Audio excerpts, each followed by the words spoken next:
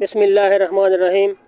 حضرت ابو مالک اشعری رضی اللہ عنہ سے روایت ہے کہ رسول اللہ صلی اللہ علیہ وآلہ وسلم نے فرمایا، پاکیزگی نصف ایمان ہے۔ الحمدللہ ترازو کو بھار دیتا ہے، سبحان اللہ اور الحمدللہ آسمانوں سے زمین تک کی وسعت کو بھار دیتے ہیں۔ نماز نور ہے، صدقہ دلیل ہے، صبر روشنی ہے، قرآن تمہارے حق میں یا تمہارے خلاف حجت ہے۔ ہر انسان دن کا آغاز کرتا ہے تو کچھ اعمال کے عوض اپنا سودا کرتا ہے، پھر یا تو خود کو آزاد کرنے والا ہوتا ہے یا خود کو تباہ کرنے والا۔ صحیح مسلم حدیث نمبر 534۔ ابو عوانہ نے سماک بن حرب سے، انہوں نے مصعب بن سعد سے روایت کی کہ حضرت عبداللہ بن عمر رضی اللہ عنہما ابن عامر رضی اللہ عنہما کے پاس ان کی عیادت کے لیے گئے، وہ بیمار تھے۔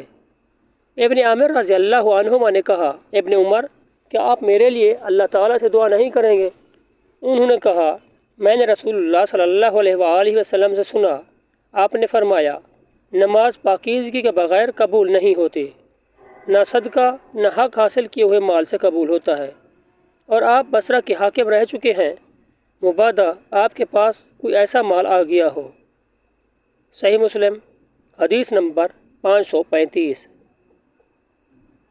وہب بن منبع کے بھائی حمام بن منبع سے روایت ہے، کہا، یہ وہ احادیث ہیں جو حضرت ابو ہریرہ رضی اللہ عنہ نے محمد رسول اللہ صلی اللہ علیہ وآلہ وسلم سے ہمیں سنائیں۔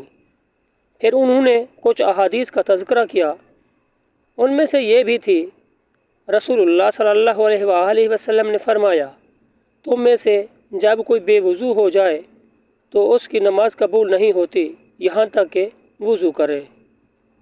صحیح مسلم حدیث نمبر 537۔